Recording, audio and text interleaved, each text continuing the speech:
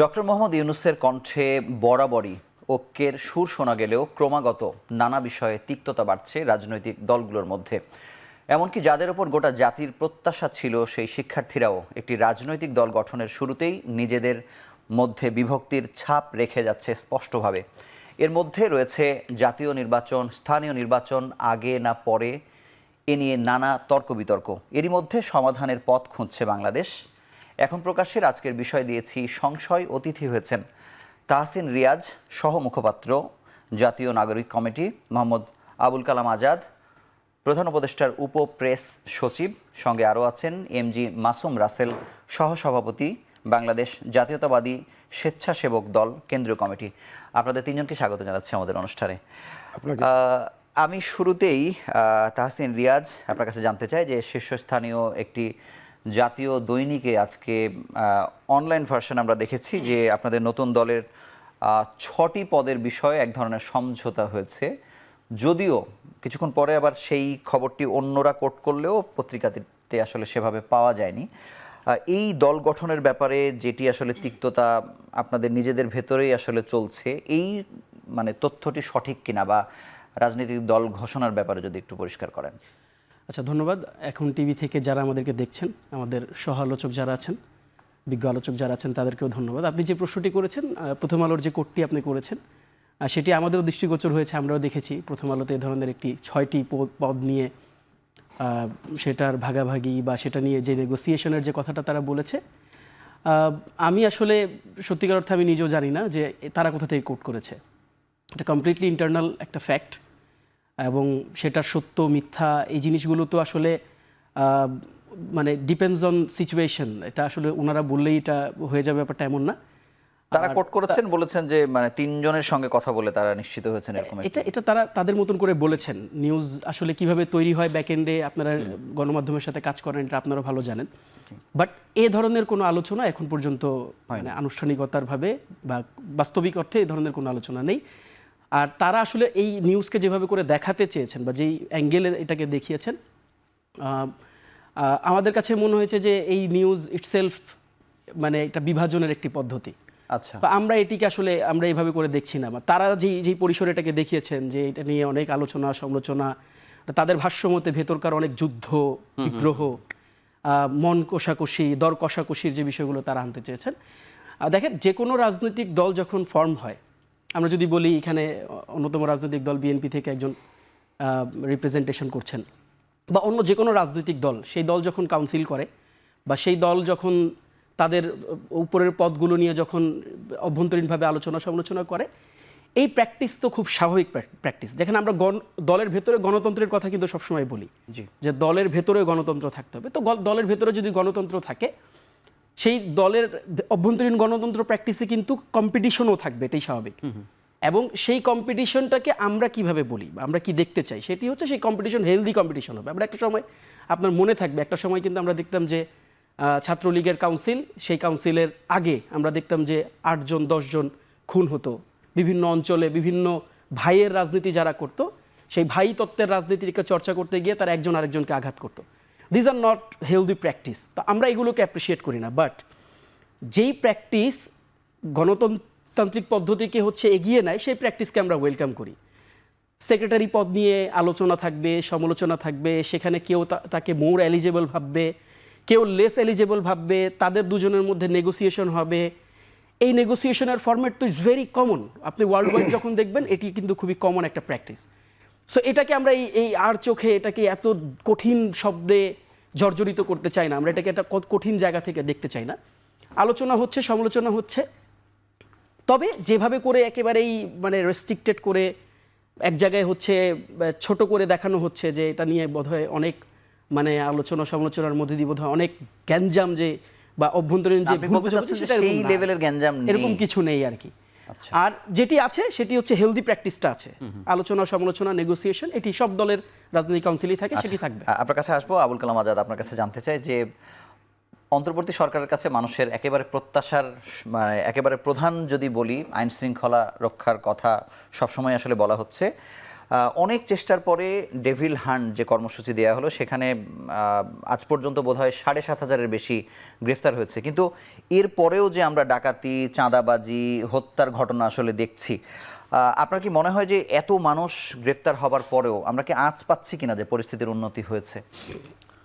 ধন্যবাদ। প্রথমত হচ্ছে যে এই প্রত্যাশার কথা যেটা বললেন সেটা আপনাদের আজকের এই অনুষ্ঠানের শিরোনামের মতো হয়ে গেছে। আপনার রাজনৈতিক ঐক্য শিরোনামে এনেছেন, কিন্তু প্রথম প্রশ্নটা করেছেন আইন শৃঙ্খলা নিয়ে। তো সেজন্য ধন্যবাদ। আইন শৃঙ্খলা নিয়ে প্রশ্নটা আপনারা অবশ্যই করতে পারেন। এটা আসলে আমরা মিডিয়াকেও ধন্যবাদ দিই, কারণ একটা সময় ছিল যে মিডিয়া সেলফ সেন্সরশিপে থাকতো। তারা আপনার সরকারের ভাবমূর্তি ক্ষুণ্ণ হবে এই জন্য আইন শৃঙ্খলা পরিস্থিতি যতই নাজুক থাকুক সেগুলো প্রচার করতো না।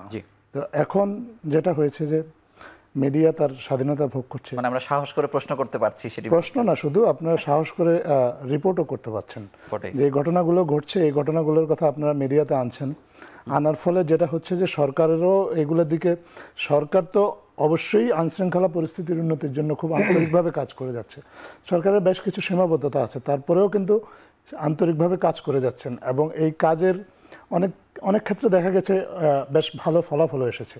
কিন্তু তারপরেও কিছু কিছু ক্ষেত্রে সরকার যদি প্রত্যাশিত মাত্রায় সাফল্য না পায়, মিডিয়া সরকারের নজরে আনছেন এবং যেখানেই এই বিষয়গুলো নজরে আসছে সেখানেই যথোপযুক্ত ব্যবস্থা নেওয়া হচ্ছে। তো এইটাই সরকারের দিক থেকে বলতে পারি, সরকারের যাবতীয় যে সীমাবদ্ধতাগুলো আছে, সরকার নানা ক্ষেত্রে সরকারের অনেকগুলো অর্গান আছে যেগুলো পুনর্গঠনের মধ্য দিয়ে যাচ্ছে, যাদের কিছু কিছু লজিস্টিক লিমিটেশন আছে ইত্যাদি, অনেক সীমাবদ্ধতা সত্ত্বেও আইন শৃঙ্খলা পরিস্থিতির উন্নতির জন্য সরকার আপ্রাণ চেষ্টা করে যাচ্ছে এবং এবং এসব ক্ষেত্রে কিছু কিছু জায়গায় সাফল্য এসেছে। একেবারে সব ক্ষেত্রে একেবারে সব কিছু বন্ধ হয়ে গেছে এটা বলার কোনো উপায় নেই।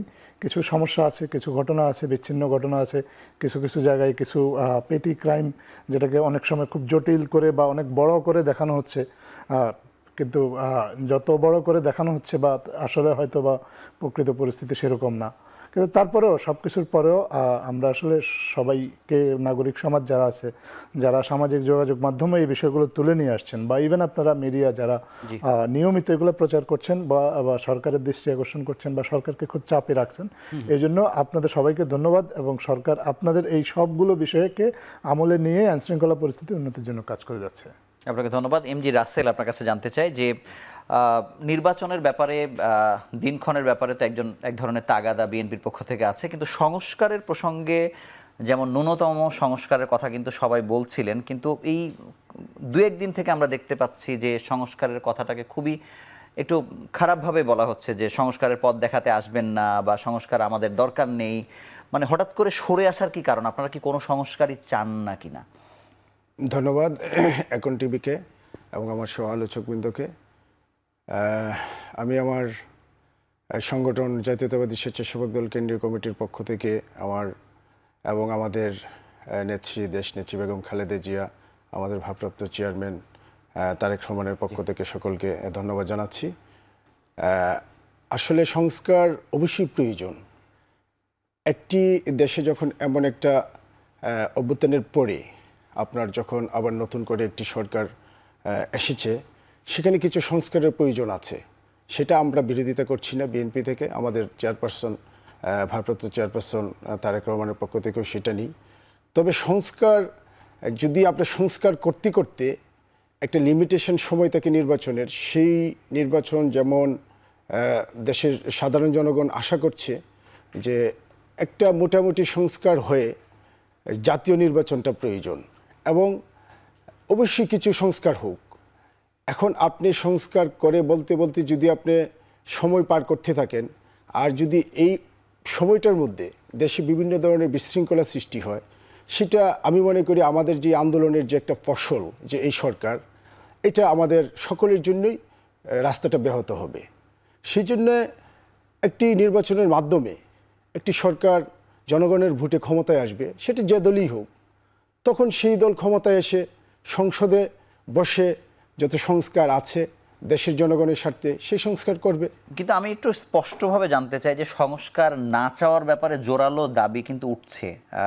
আমির খসরু মাহমুদ কথা বলেছেন, আজকে শামসুজ্জামান দুদু বলেছেন, মানে এটা হঠাৎ করে ইউটার্নের মতো মনে হচ্ছে যে এখন কোনো সংস্কারই চাই না, এদিকে যাচ্ছে। না না না, এমন না, কোনো সংস্কার চায় না এমন বিএনপির পক্ষ থেকে এমন কথা বলা হচ্ছে না। হয়তো বিভিন্ন সময় বিভিন্ন জনের বক্তৃতায় বিভিন্ন উপস্থাপন হচ্ছে। সংস্কারকে তো বিএনপি অবশ্যই সমর্থন করছে সব সময়, কিন্তু ঢালাওভাবে সকল সংস্কার করতে হবে এইটা করে করে আপনার যদি আজকে 1 বছর 2 বছর 3 বছর 4 বছর চলে যায়, আর সংস্কারটা তো আপনার 2-3 বছরের পর্যন্ত আসলে কেউ বলে নাই, ডিসেম্বরের মধ্যেই কিন্তু আছে ডিসেম্বরের মধ্যে। অন্তর্বর্তী হ্যাঁ সরকার। ঠিক আছে, কিন্তু আবুল ডিসেম্বরের কালাম আজাদ মধ্যে ভাই আরো ভালো বলতে পারবেন। হ্যাঁ ভাই বলতে পারবেন ভালো, কিন্তু সংস্কারটা আসলে কিছু সংস্কার তো রেখে দেওয়া দরকার, মানে জনগণের ভোটে নির্বাচিত যে সরকার আসবে তার জন্যে। তো এখন এটা লেংদি হলে আপনারাও দেখছেন যে দেশের পরিবেশ পরিস্থিতিটা কিছু কিছু জায়গায় বিভিন্ন ধরনের সমস্যা সৃষ্টি হচ্ছে। তো যত দ্রুত সংস্কার করে স্বাভাবিক একটা পরিবেশ সৃষ্টি করে নির্বাচন দেওয়া যায় ততই সকলের জন্য আমি মনে করি মঙ্গল কামনা। ধন্যবাদ। আমি আবুল কালাম আজাদ আপনার কাছে এই জায়গাতে একটু জানতে চাই যে ডক্টর মোহাম্মদ ইউনূস কিন্তু বলেছেন যে আমরা কারো ওপর সংস্কার চাপিয়ে দেব না, আবার এটিও বলেছেন যদি সংস্কার হয় তাহলে হয়তো দেশকে পুনর্গঠন করার অনেক ধরনের সাহায্য সহযোগিতা আস্থা অনেক কিছু হয়তো উন্নত দেশ বা বিভিন্ন জায়গা থেকে পাওয়া যাবে। কিন্তু সংস্কার থেকে যদি একেবারেই রাজনৈতিক দলগুলো সরে আসতে চায়, যেটি বিএনপির কথা বা সুরে পাওয়া যাচ্ছে, তখন কি কিছু করণীয় আছে? অবশ্যই করণীয় আছে। প্রথম কথা হচ্ছে যে সুরের কথা আপনি বলছেন, এটা আসলে বেসুর আমরা বলবো। কারণ আমরা যখন রাজনৈতিক দলগুলোর সাথে যখন অন্তর্বর্তীকালীন সরকার প্রধান উনি কথা বলেছেন, তখন কিন্তু সবাই সংস্কারের পক্ষেই কথা বলেছে। এমনকি সংস্কার নিয়ে যে প্রথম যে বৈঠকটা হয়েছে সেখানে আপনার বিএনপির সর্বোচ্চ নীতি নির্ধারক মহলের 6 জন তাদের স্থায়ী কমিটির 6 জন নেতা এসেছেন এবং তারা বলেছেন যে তাদের এই যে নীতি নির্ধারকদের এরকম বড় বড় নেতাদের উপস্থিতি অ্যাকচুয়ালি প্রমাণ করে যে সংস্কারের পক্ষে তাদের অবস্থানটা। এবং অন্তর্বর্তীকালীন সরকার প্রধানের সাথে যখন ওনারা বৈঠক করেছেন, ওনারা কিন্তু ওখানেও স্বীকার করেছেন যে সংস্কারের যে প্রস্তাবগুলো এসেছে এর মধ্যে 50% খুব নিকট ভবিষ্যতেই কিন্তু বাস্তবায়নযোগ্য। আর বাকি যে 50%-এর কথা বলা হয়েছে সেখানে বিএনপি একটা স্টেক হোল্ডার অনলি। জি, আরও রাজনৈতিক দলগুলো আছে, সবার সাথে কথা বলে একটা একমতের জায়গায় আসতে হবে সবাইকে। যতটুকু যা একমত হওয়া যাবে ততটুকুই, এবং যতটুকু একমত হওয়া যাবে না সেটা ভবিষ্যতের জন্য তোলা থাকবে। ভবিষ্যতে যদি আবার এই বিষয়ে রাজনৈতিক প্রয়োজনীয়তা দেখা দেয় বা ঐক্যমত্য আসে তখন হবে। আর যেই জায়গাটুকুকে ঐক্যমত্যে আসবে, একটা জিনিস বারবার খুব বোঝানো হচ্ছে যে নির্বাচিত সরকার আসলে তারাই সংস্কার করবে, তার আগে কেউ সংস্কার করতে পারবে না। এটা আমার মনে হয় এক ধরনের ডেলিভারেটলি এক ধরনের বিভ্রান্তি তৈরি করা হয় এই কথাটা বলে। এটার ব্যাপারে কিন্তু একটা সুস্পষ্ট একটা রূপরেখা মাননীয় প্রধান উপদেষ্টা দিয়েছেন। উনি বলেছেন যে সংস্কার সব তো এখন বাস্তবায়নযোগ্য নয়, যেগুলো পরবর্তীতে বাস্তবায়নযোগ্য সেগুলোতে যদি একটা ঐক্যমত্যে আসা যায় তাহলে সবাই মিলে একটা জুলাই চার্টারে স্বাক্ষর করবে।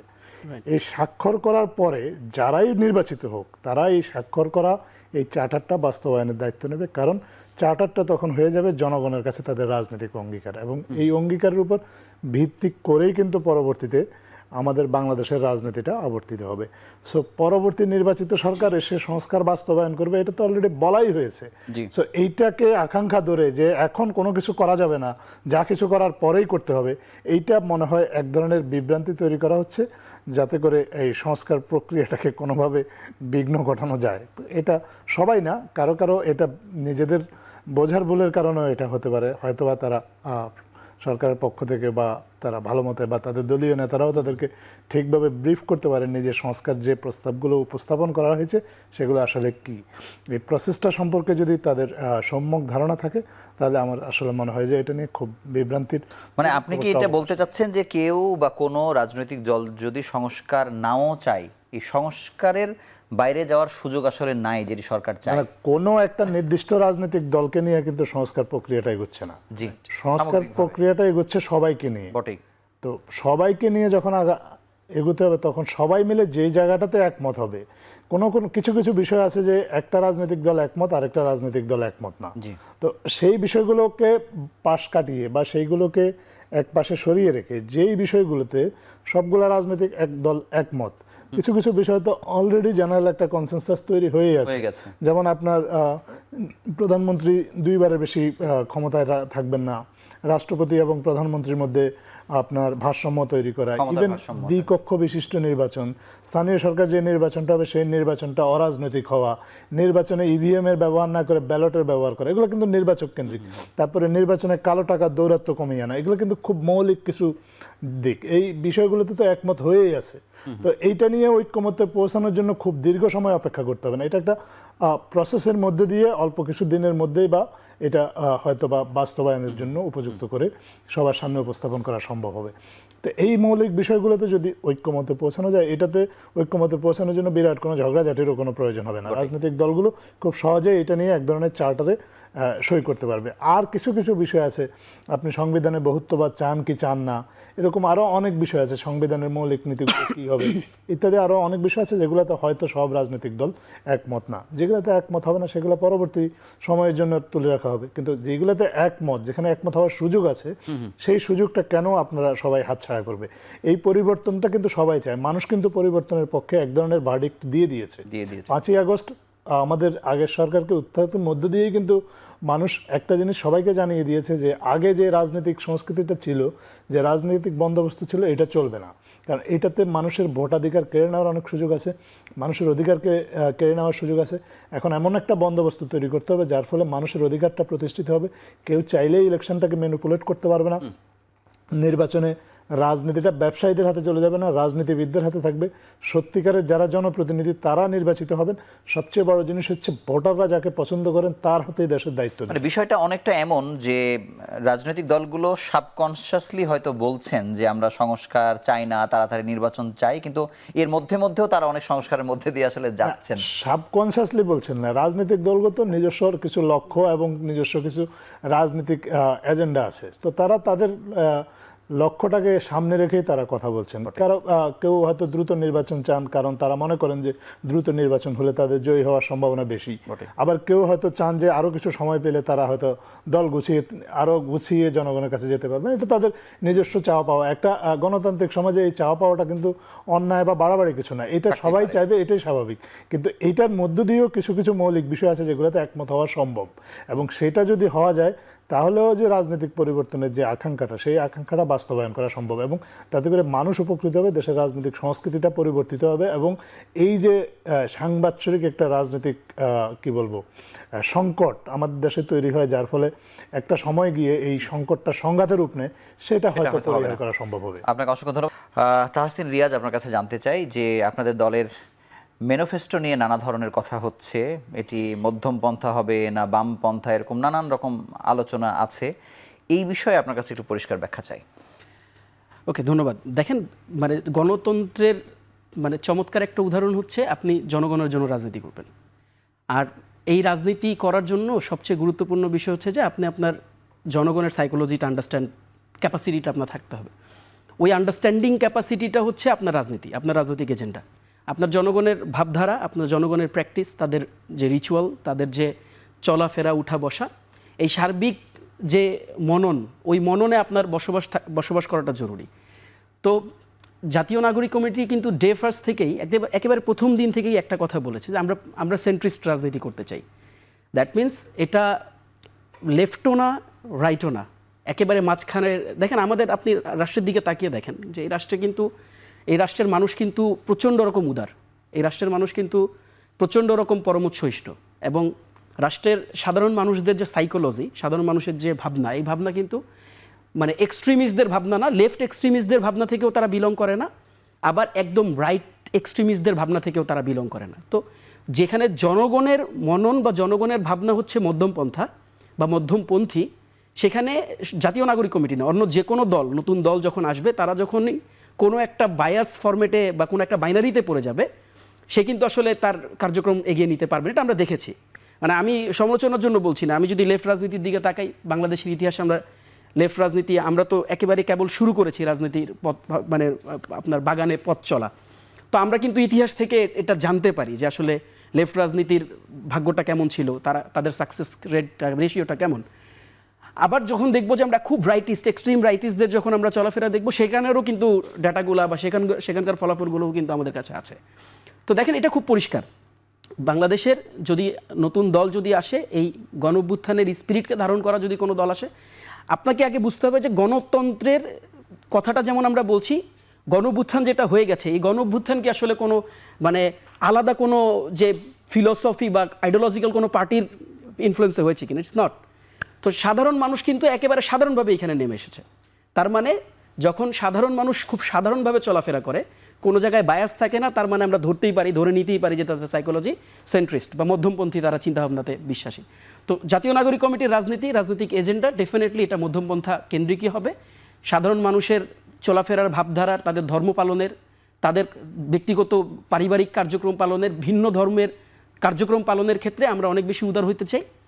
আবার আমরা এত বেশিও উদার হতে চাই না যেগুলো নিয়ে আপনার প্রশ্ন উদয় হয়, যেগুলো নিয়ে আমরা বিতর্কিত হই। কাজেই আমাদের রাজনীতিটা খুব পরিষ্কার যে অবশ্যই বাংলাদেশের মানুষ সেন্ট্রিক রাজনীতি হবে, এবং সেটা অবভিয়াসলি মধ্যমপন্থী রাজনীতিই হবে। ধন্যবাদ আবুল কালাম আজাদ। আপনার কাছে জানবো যে স্থানীয় সংস্কার কমিশনের দেয়া প্রতিবেদনে বলা হয়েছে যে জুনের ভেতর স্থানীয় সরকার নির্বাচন দেয়া সম্ভব, করতে হবে বা এরকম কোনো কথা আসলে বলা হয়নি। তারপরে আবার উপদেষ্টা সাখাওয়াত হোসেন আবার বলেছেন যে অক্টোবরের মধ্যে তফসিল ঘোষণা করা হবে জাতীয় নির্বাচনের। মানে আপনাদের কি মনে মনে মানে বা এরকম কোনো প্রস্তুতি আছে কিনা যে আসলে আপনারা করবেন স্থানীয় সরকার নির্বাচন, মানে জোরালো কোনো প্রস্তুতি আছে কিনা? এগুলো সবগুলো হাইপোথেসিস, আমি হাইপোথেসিসের উপর কোনো কমেন্টস করব না। আপনাকে ধন্যবাদ। আপনার কাছে একটু জানতে চাই যে বিএনপির দিকে এক ধরনের তীর ছোড়া হচ্ছে সবসময়ই, বিশেষ করে চাঁদাবাজির কথাটা বারবার বলা হচ্ছে। একেবারে 5 আগস্টের পর থেকে যদি আপনি দেখেন ধারাবাহিকভাবে এই কথাটা, এবং আজকে জামাতের আমির বলেছেন আরও খারাপভাবে আসলে ব্যাখ্যা তিনি করেছেন। মানে এই ব্যাপারে আপনাদের কোনো স্টেপ নেওয়া হচ্ছে কিনা? তারেক রহমান কিন্তু মাঝে মধ্যে আমরা দেখছি যে কমিটি থেকে অমককে বিলুপ্ত করা, বাদ দেয়, এগুলো এই চর্চাগুলো আমরা আসলে দেখছি। এই চাঁদাবাজির বিষয়ে আপনাদের বক্তব্য জানতে চাই। ধন্যবাদ আপনাকে। আসলে জামাতের আমির কি বলেছে সেটা ঠিক আছে। চাঁদাবাজি, বিএনপি কখনো চাঁদাবাজি দখলবাজি রাজনীতিতে বিশ্বাসী না। বিএনপি একটি উদার গণতান্ত্রিক রাজনৈতিক দল। এখন বিএনপি এত বড় একটি রাজনৈতিক দল যেখানে আপনার নেতাকর্মী, কোটি কোটি নেতাকর্মী আছে এই সংগঠনে। এখন আপনি দেখেন, আজকে আমি সেন্ট্রাল পলিটিক্স করছি, আমার এই স্বেচ্ছাসেবক সংগঠনটা একদম ওয়ার্ড লেভেল থেকে, ইউনিয়ন লেভেল থেকে এই সংগঠনটা আছে, ইউনিট লেভেল থেকে আছে। এখন আমি আপনাকে বলি, আমি ঢাকা ডিভিশনের দায়িত্ব পালন করছি স্বেচ্ছাসেবক দল। আমার যে জেলাগুলো আছে, মাঝে মধ্যে আমার কাছে এমন বলা হয় যে ওখানে বিএনপির নেতাকর্মীরা চাঁদাবাজি। আসলে বিষয়টা এরকম না। আমরা যখন তদন্ত করি তখন দেখছি যে বিএনপির কালার দিয়ে, বিএনপির এবং নাম ভাঙিয়ে, এবং কিছু এই আওয়ামীপন্থী যারা এখন লেবাসদারি বিএনপি হতে চাচ্ছে, তারা আমাদের বিএনপির নেতাকর্মীদের পিছনে এসে, বিভিন্ন জায়গায় নেতাকর্মীদের পিছনে এসে তারা বিএনপিকে একটি মানে আপনি কি বলবো যে দোষারোপ করার জন্য যে বিএনপি এই করছে সেই করছে। কিন্তু সেখানে যাচাই বাছাই হচ্ছে না। আমরা প্রায় তো কমিটিতে দেখতে পাচ্ছি যে ছাত্রলীগের কমিটিতে ছিল, সে ছাত্র দলের কমিটিতে তিনি কোনো একটা পদ পেয়েছেন। মানে এটা কি এত সহজেই একটি কমিটি হয়ে যাচ্ছে? না না না, এত সহজে। আমি নিজেই তো একটা গণমাধ্যমে কয়েকবার কিন্তু এরকম আমরা দেখছি কিন্তু বিভিন্ন পত্র। এখন হচ্ছে কি, এটা আপনার দেখা গেছে ছাত্রলীগ করেছে কিংবা আওয়ামী লীগ করেছে, এখন এসে তারা চাচ্ছে যে বিএনপি হয়ে তা নিজেদেরকে সেভ করার জন্য। এখন এমনটা মাঝে মধ্যে হয়তো হয়ে যেতে পারে। সেই জন্য আমাদের এখন একদম নিষেধ দেয়া আছে যে কোনো নতুন কাউকে যোগদান করানো যাবে না। এবং এইটা যদি কখনো আমাদের চোখে পড়ছে, তখন সাথে সাথে এটা স্থগিত করা হচ্ছে কিংবা তাকে এই জায়গায় দেওয়া হচ্ছে না। এবং এটা খুবই জোট সামান্য, আমাদের চোখে এমন পড়ে না, তো দোষ দিতেই পারে। আর জামাতের আমির আপনি যেটা বলেছেন, উনি জানি না কীভাবে বলেছেন, আজকে চাঁদাবাজি জামাত করছে কি না সেটা বাংলার জনগণ দেখছে। করছে আপনি বলছেন? অবশ্যই। জামাতের আমির যদি বলে যে বিএনপি চাঁদাবাজিতে ব্যস্ত, সেটা তো আমি কখনো মনে করি না বিএনপি চাঁদাবাজিতে ব্যস্ত। জামাত আপনার সর্বোচ্চ প্রতিটা সেক্টরে, আপনি আজকে প্রতিটা ডিপার্টমেন্টে যান, গিয়ে দেখবেন যে তারা কোনো কাজ ভাগে, জেনুইন কাজ মানে নিয়ে আসতে চাচ্ছে। এই যে জামাতের বসে আছে, তাদেরকে পার্সেন্টেজ মানে এই চাঁদাবাজির বিষয়টি জামাতের পক্ষ থেকে যত বেশি আপনাদের বিরুদ্ধে বলা হচ্ছে, বিএনপির পক্ষ থেকে চাঁদাবাজির ইস্যুতে কিন্তু এই ধরনের কথা কম শোনা যাচ্ছে। সেটি আমি জানতে চাই আপনার কাছে। আসলে কি আপনার বিএনপিকে জামাত যদি মনে করে যে বিএনপির প্রতিদ্বন্দ্বী, সেটা আসলে জামাত ঠিক করছে না এবং ঠিক হবে না। জামাতকে বুঝতে হবে যে বিএনপি সবসময় এই আমাদের দেশনেত্রী বেগম খালেদা জিয়া স্বৈরাচারের 9 বছর আন্দোলন করে স্বৈরাচারকে হটিয়েছে, এই দেশের স্বাধীনতা যুদ্ধে স্বাধীনতার ঘোষণা দিয়ে এই দেশের অস্ত্র হাতে তুলে আমাদের প্রতিষ্ঠাতা যুদ্ধ করেছেন। এরপরে 90-এর আন্দোলন হয়েছে, ছাত্রদল, বিএনপি, এবার এই যে 24-এর যে আপনার গণ অভ্যুত্থান হয়েছে, সেখানে আমাদের ওয়াসিম ছাত্রদলের শহীদ হয়েছে, দ্বিতীয় শহীদ। আমাদের স্বেচ্ছাসেবক দলের 5ই আগস্টের পরে যে আমাদের স্বেচ্ছাসেবক দলের প্রেসিডেন্ট তার নিজ এলাকায় তার বাবার কবর জিয়ারত করতে যাচ্ছিল, সেখানে আমাদের ক্রীড়া সম্পাদক মানে যে হত্যা করা ছিল 5 তারিখের আগে পর্যন্ত আসলে থাকা উচিত কিনা আমি আপনাকে বলছি, চাঁদাবাজি এটা আমি শেষ করে দিচ্ছি। সেক্ষেত্রে বিএনপি চাঁদাবাজি কিংবা মাস্তানি এটার রাজনীতি বিএনপি করে না। বিএনপি গণতন্ত্রের জন্য রাজনীতি করেছে, প্রতিবারই বিএনপির হাত থেকেই গণতন্ত্র এসেছে এই দেশে। এটা জামাতের একটা মানে ভুল তত্ত্ব, এবং আমি মনে করব যে জামাতের আমির বিএনপি সম্পর্কে উনি আরো সাবলীল হয়ে কথা বলা প্রয়োজন। আপনাকে ধন্যবাদ। আবুল কালাম আজাদ, আপনার কাছে জানতে চাই যে 3টি বিতর্কিত নির্বাচনের অনুষ্ঠানের ক্ষেত্রে ডিসিদের বিরুদ্ধে ব্যবস্থা নেওয়া হয়েছে, এটি অনেকে সন্তোষ প্রকাশ করেছেন আমরা দেখছি, কিন্তু এই নির্বাচনের সাথে প্রিজাইডিং অফিসার, পোলিং এজেন্ট বা আইন শৃঙ্খলা রক্ষাকারী বাহিনীরও এক ধরনের সম্পর্ক তো স্বাভাবিকভাবে জড়িয়ে আছে। তাদের বিরুদ্ধেও কি ব্যবস্থা নেওয়ার ব্যাপারে আপনাদের কোনো পরিকল্পনা আছে? প্রথম কথা হচ্ছে ওই নির্বাচনকে ম্যানিপুলেট করার জন্য পুলিশের যেসব কর্মকর্তা জড়িত ছিলেন তাদের বিরুদ্ধে ব্যবস্থা নেওয়াটাও প্রক্রিয়াধীন। এটা সরকারের পক্ষ থেকে সরকারের দায়িত্বশীলরা ইতিমধ্যেই বলেছেন। আর প্রিজাইডিং অফিসার বা পোলিং অফিসার তারা তো তৃণমূল পর্যায়ে কাজ করেন, তাদেরকে যেভাবে নির্দেশ দেওয়া হয় তারা সেভাবে সেই নির্দেশ পালন করেন। আর মূল পরিকল্পনাটা ভোট চুরির বা ভোট ডাকাতির যে পরিকল্পনাটা যারা সাজায়, প্রথমত তাদেরকে যদি শাস্তি দেওয়া যায় তাহলে এই নিচের দিকে যেসব নিচের স্তরের যেসব কর্মকর্তারা আছেন তারা এমনিতেই হয়তো সতর্ক হয়ে যাবেন। তারপরেও কারো কারো বিরুদ্ধে যদি বাড়াবাড়ির কোনো অভিযোগ থাকে, তিনি উপরের স্তরে থাকুন বা নিচের স্তরে থাকুন, ব্যবস্থা নেওয়ার সুযোগ তো সবসময় থাকবে। 3টি নির্বাচনের সংখ্যার দিক থেকে কিন্তু আপনি অপরাধী বা দায়ী যদি বলে থাকেন, এই সংখ্যাটি আরও অনেক বেশি, আরও পর্যায়ক্রমে আসলে হবে কিনা, মানে সেই ধাপের মধ্যেই তো আপনারা আছেন। প্রথম কথা হচ্ছে যে অপরাধ বা অপরাধের প্ররোচনা এগুলো তো ক্ষেত্র বিশেষে মাত্রার কিছু তারতম্য আছে। বাড়াবাড়িটা কারা করেছে, কেউ কেউ তো অনেকে আছে বাধ্য হয়ে হয়তো করেছে, কারণ বাংলাদেশের রাজনৈতিক স্ট্রাকচার বা প্রশাসনিক স্ট্রাকচারটাই এমন যে অনেকে চাইলেও আসলে সরকারের বিরুদ্ধে যেতে পারেন না। অনেক সময় গণমাধ্যমের ক্ষেত্রে তাই হয়েছে। হ্যাঁ, কিন্তু কারো কারো ক্ষেত্রে বাড়াবাড়িটা বা চাটুকারিতাটা এমন পর্যায়ে ছিল যেটা খুবই দৃষ্টিকটু ছিল, এবং অ্যাকচুয়ালি তার যে সার্ভিস রুল, তার সার্ভিস রুলের বাইরে গিয়ে তার যে দায়িত্ব বা যে দায়িত্বটা তার পালন করার কথা সেটা না করে সে কোনো একটা নির্দিষ্ট রাজনৈতিক দলের পারপাসটাকে সার্ভ করার জন্য তাদের সেবক বা খাদেম হয়ে কাজ করেছে, জনগণের খাদেম হওয়ার কথা তার যেখানে। তো এরকম যারা আছে প্রথমত তাদের বিরুদ্ধে ব্যবস্থা নেওয়াটা জরুরি। এইটা যদি এনশিওর করা যায় তাহলে অন্যরা এমনিতেই সতর্ক হয়ে যাবে এবং তাদের দ্বারা আর ভবিষ্যতেও হয়তো এ ধরনের কোনো অপরাধ বা অপকর্ম সংগঠিত হওয়ার আশঙ্কা থাকবে না। আপনাকে ধন্যবাদ। তাহসিন রিয়াজ, আপনার কাছে জানতে চাই যে মূলত জাতীয় নাগরিক কমিটিতে কয়েকদিনে সোশ্যাল মিডিয়াতে মূল আলোচনার কেন্দ্রে হচ্ছে ছাত্র শিবিরের সাথে সমস্যাটি আসলে হচ্ছে প্রথম সারির পদ নেয়া না নেয়ার বিষয়ে।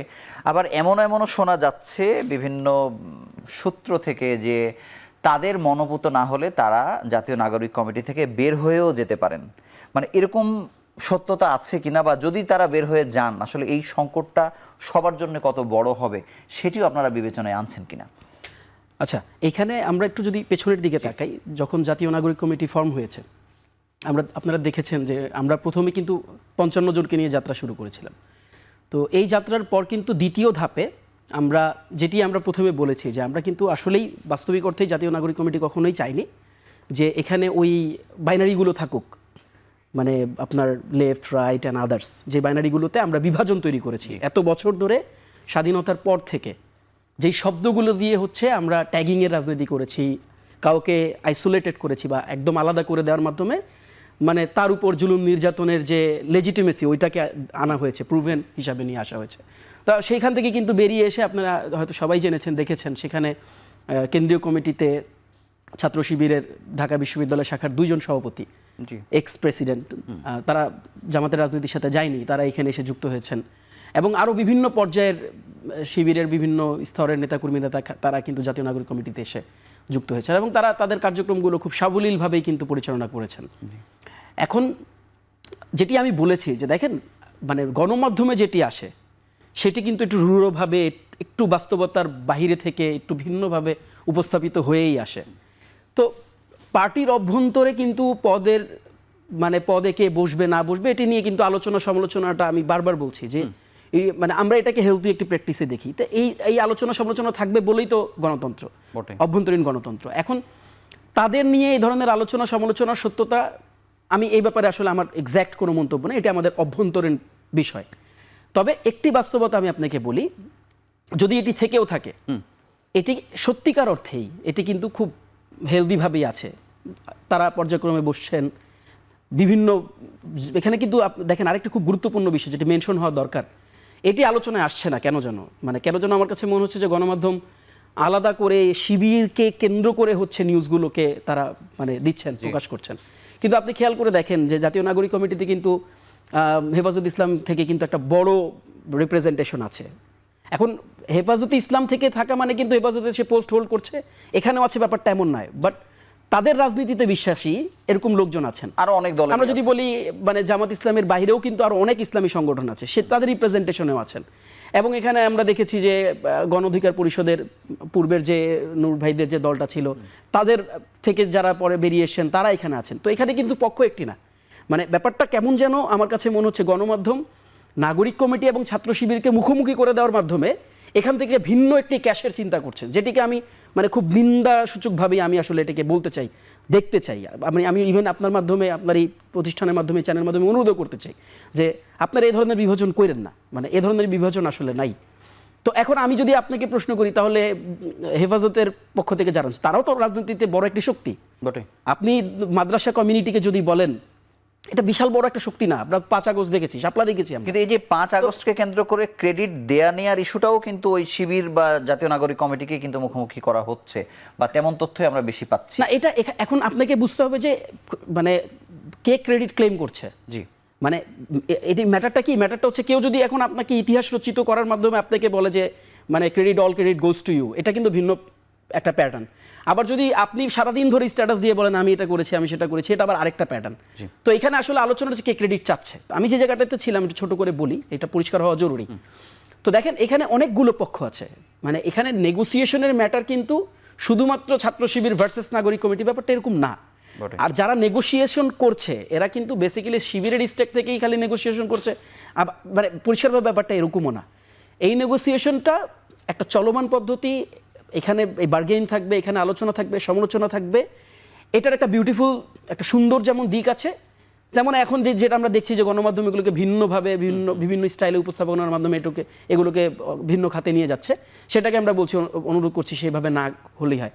আর যারা এক্স শিবির, দেখেন আমরা কিন্তু, আপনিও যখন বলেছেন আপনারা কিন্তু তাদেরকে শিবির বলে বলছেন, তারা শিবিরের রাজনীতি একসময় করেছে। শিবিরের জাতীয় নাগরিক কমিটিতে যোগদানের শর্ত কি ছিল? এটা কিন্তু আমাদের খুব মানে অ্যানাউন্সড, মানে একটা খুব মানে নির্দিষ্টভাবে আমরা এই শর্তটি আমাদের পক্ষ থেকে ছিল। যখন আমরা প্রথম 55 জন ছিলাম আমরা এভাবে করে বলেছিলাম যে তিনি যদি এক্সিস্টিং কোনো পার্টিতে পোস্ট হোল্ড করেন, কোনো পার্টিতে, তিনি এখানে আসতে পারবেন না। তার মানে আপনি যদি তাকে বলতে পারেন এক্স শিবির গ্রুপ বলতে পারেন, এটিও বলাকে আমরা পছন্দ করি না। এক্স শিবির সে তো রাজনীতি ছেড়ে আসছে, তো এটাকে বলাকে আমরা খুব বেশি সঠিক মনে করি না। এখন ব্যাপারটা কি? ব্যাপারটা হচ্ছে যে আপনি বলেছেন যে তারা রাজনৈতিক দল করবে কিনা বা তারা বেরিয়ে আসলে আসলে কিভাবে, আমরা এখন পর্যন্ত বিশ্বাস রাখি, এখন পর্যন্ত আমরা যেটি মানে অতদূর পর্যন্ত গড়াই নিয়ে এখন পর্যন্ত আসলে এই জায়গায় নেই, এটা আলোচনার টেবিলেই আছে। এবং আমরা বিশ্বাস করি যে এটি খুব চমৎকার একটি সমাধানের মাধ্যমেই রাজনৈতিক দলের যে আত্মপ্রকাশটি হতে যাচ্ছে সেদিকেই আমরা, সেটি হয়তো 26 তারিখে আমরা দেখলেই আসলে বুঝবো আর কি আসলে কোন দিকে যাচ্ছে। আপনাকে অসংখ্য ধন্যবাদ। আবুল কালাম আজাদ, আপনার কাছে জানতে চাই যে মানুষের তো প্রত্যাশার আসলে কোনো শেষ নেই। জুলাই হত্যাকাণ্ডের বিচার চলছে, কার্যক্রম খুব দ্রুত গতিতে এগোচ্ছে। তবে বিডিআর হত্যাকাণ্ড, শাপলা চত্বর হত্যাকাণ্ড, এই শাপলা চত্বর হত্যাকাণ্ডের সঙ্গে আপনি একজন সাংবাদিক হিসেবে অনেক কাজও করেছেন। মানে কোনো একটি বিচার কি আসলে এই ডিসেম্বরকেও যদি আমরা নির্বাচনের একটি মানদণ্ড হিসেবে ধরি বা সময়সীমা হিসেবে ধরি, মানে এর আগে কোনো একটি বিচার দেখা মানুষের পক্ষে সম্ভব কিনা আপনি কি মনে করেন? বিচার তো মানুষ দেখছে, রায় দেখা সম্ভব কিনা সেটা নিয়ে রায় স্পেকুলেশন হতে সম্ভব পারে। কিনা আসলে বিচারের ক্ষেত্রে আপনি জানেন যে আমাদের প্রধান উপদেষ্টাও কয়েকদিন আগে বলেছেন যে আমরা যদি তাড়াহুড়ো করতে যাই তাহলে তো অবিচার হয়ে যাবে। এর আগে তো আসলে বিচারের সংস্কৃতিটাই ছিল না, বিচারের নামে মানুষের উপর এক ধরনের সরকারের খামখেয়ালির খুশি মতো একটা কিছু চাপিয়ে দেওয়া হতো। এখন বিচারটা যাতে সুবিচার হয় সেই জন্য যে সময়টুকু লাগবে সেই সময়টুকু প্রয়োজনীয়টাই নেওয়া হবে। আদালত সেই সময়টুকু নেবে বা প্রসিকিউশনের থেকেও সেই সময়টুকুই নেবে। এটা নিয়ে খুব তাড়াহুড়া করারও কিছু নেই, সবাইকে ধৈর্য ধরার আমরা আহ্বান জানাই।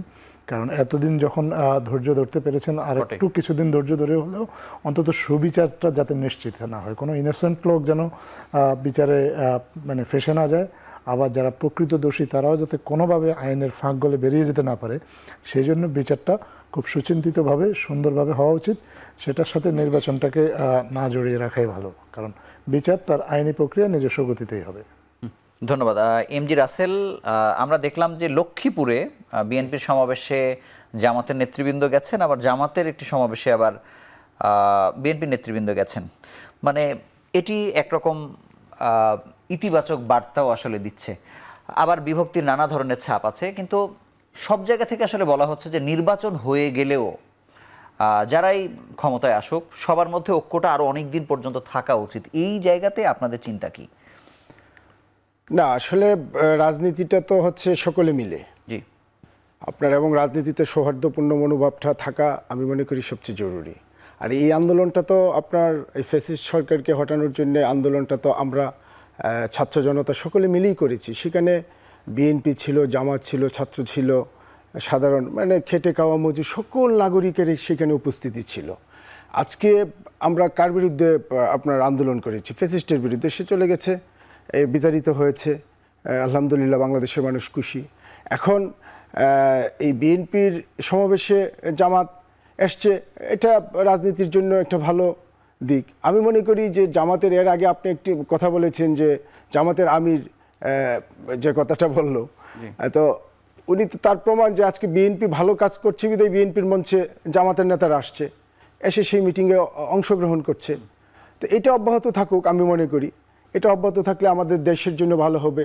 আমাদের এই যে আন্দোলনটা আমরা করেছি এবং এই যে এত হাজার হাজার আমাদের শহীদ ভাই শহীদ হয়েছে এবং আমাদের নারী শিশু শহীদ হয়েছে, সেটা আমরা এইটার ফিনিশিংটা আমরা দিতে পারবো যে আমরা যদি সকলে ঐক্যবদ্ধভাবে এখন পর্যন্ত আমরা একমত হয়ে আমরা এগিয়ে যাই নির্বাচন, জাতীয় নির্বাচন পর্যন্ত, তাহলে আমরা এটার সুফলটা পাবো। এবং নির্বাচন পরবর্তী সময়েও যদি একটা নিরপেক্ষ যে সরকার আছেন তাদের অধীনে যদি একটা গণতন্ত্র যাকে বলে যে ভোটের মাধ্যমে নির্বাচন, জনগণ ভোট দিবে, সেই নির্বাচনে যেই ক্ষমতা আসুক আমরা সেই সময়টাকে আরও সুন্দরভাবে উপভোগ করতে পারবো। আমরা চাইবো না যে ফ্যাসিস্ট আর এই ক্ষমতায় আসুক এই দেশে।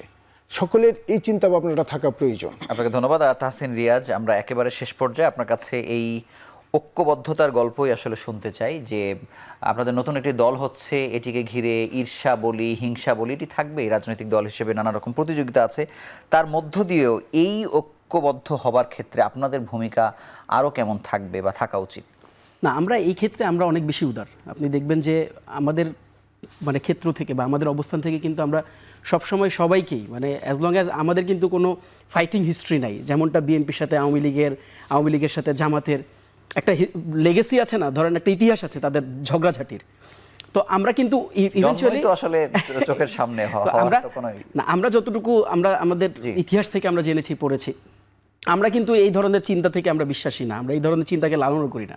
এই জন্য আপনি দেখবেন যে মানে আগামী দিনের কিন্তু রাজনীতির অন্যতম টুল কিন্তু ইয়াং জেনারেশন। দেখেন এখন কিন্তু সবাই কথাবার্তা বলছে যে সবচেয়ে বেশি ভোটার হচ্ছে ইয়াং ভোটার, এবং আমরা যে চমৎকার একটি সময় পার করছি যেটাকে বলা হয়েছে ইউথ ডিভিডেন্ড পিরিয়ড। মানে একটা সময়ে সর্বোচ্চ ইউথ যখন একটা ডেমোগ্রাফিতে থাকে, তো দেখেন ইউথের চিন্তাধারা কিন্তু এমন না। আপনি যে এক জায়গায় গিয়ে দুটো পক্ষ যখন ঢেলাঢেলি করে, মারামারি করে, অভ্যন্তরে যখন ঝগড়াঝাটি করে, এটাই কিন্তু সবাই খারাপ চোখেই দেখে। তো আমরা কিন্তু এই মেসেজটা যে দেখেন ঐক্যের বাংলাদেশ আমাদেরকে করতে হবে, গণঅভ্যুত্থানে এটা আমাদেরকে শিখাইছে। আবু সাইদ 2 হাত জোর উজাড় করে দিয়ে কিন্তু এই মেসেজটি আমাদেরকে দিয়েছে যে বাংলাদেশের প্রশ্নে এক হয়ে যাই আসুন, বাংলাদেশের প্রশ্নে কোনো ধরনের দ্বিমত থাকবে না, অন্য কম্পিটিশন থাকুক, দেয়ার ইজ নো ইস্যু। আপনাকে ধন্যবাদ এবং আপনাদের তিনজনকে আমাদের সঙ্গে যুক্ত হওয়ার জন্য আবার আন্তরিকভাবে অভিনন্দন জানাচ্ছি। ডক্টর মোহাম্মদ ইউনূসের পক্ষ থেকে বারবারই বলা হয়েছে যে বাংলাদেশ একটি সুষ্ঠু নির্বাচন দেখার অপেক্ষায়, যে নির্বাচন বাংলাদেশ আগে কখনো দেখেনি, সেটির অপেক্ষায় আসলে বাংলাদেশ, এবং এই নির্বাচনের মধ্য দিয়েই যদি বাংলাদেশের মানুষের ভাগ্যের পরিবর্তন ঘটে এবং যদি স্বৈরাচার তৈরি হবার পথ চিরতরে বন্ধ হয়ে যায়, তবেই বাংলাদেশের মানুষ হয়তো আরও বেশি শান্তিতে থাকবে। এই ছিল আজকের পর্বে। আগামী পর্বে আবারও নতুন কোনো বিষয় নিয়ে হাজির হব। সেই সময় পর্যন্ত ভালো থাকুন, সুস্থ থাকুন।